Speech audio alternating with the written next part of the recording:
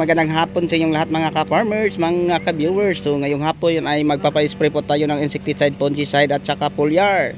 So yung insecticide natin Alika, yung foliar naman natin ay Green Acres at saka yung fungicide natin ay Score. Ang Score mga kapwa ka-farmers, ang AI po niya ay Dipiconazole. May kakayahan po siyang mag-control sa mga leaf spots sa ating ampalaya, lalo na sa mga nag-umpisang naninilaw ng mga dahon kagaya ng mga early blight, late blight, anthracnose ay kaya din niyang pagalingin. Okay, sa tulong naman po ng ating foliar, yung mga maliliit na bunga pwede na po din niya mabilis lang palakihin. So dahil sa available ang kaniyang potassium, calcium at saka boron.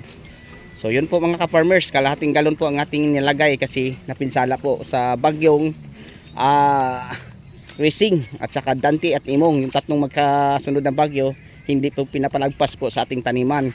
Kaya hanggang ngayon, kita nyo maputik pa din mga ka-farmers kasi ang ulan din mga ka-farmers sa loob ng tatlong bagyong magkasunod, nasa 8 araw po, walang tigil, araw at gabi.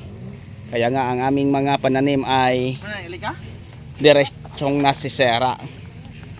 So yan, makaka-recover pa to mga ka-farmers kasi sobrang mahal ngayon ang ampalaya. Yan, nag 160 na ngayon mga ka-farmers ang bigayan sa market sa ating ampalaya. Kaya nga mga ka-farmers, kung makakaani kami ng konti or mga 200 kilos ay malaking pera na yon. Kaya nga inalagaan pa namin. So pwede naman ito bunutin kasi parang namamatay na biglaan lang dahil sa bagyong tatlong magkasunod.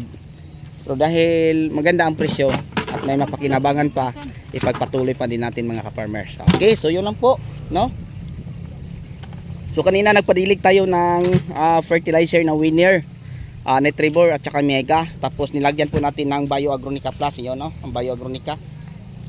Yan. Nilahok po nila sa fertilizer mga ka-farmers ang Bio Agronica. Tapos dinidilig sa puno kasi malaking bagay po mga ka-farmers.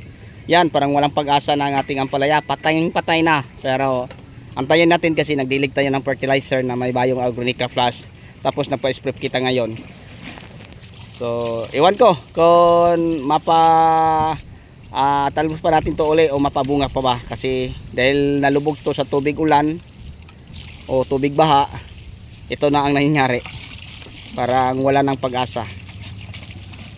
Okay, yun na po mga ka-farmers, mga ka-viewers ang may share ko sa inyo sa hapong ito. Hanggang sa uli, ako na po magpapaalam.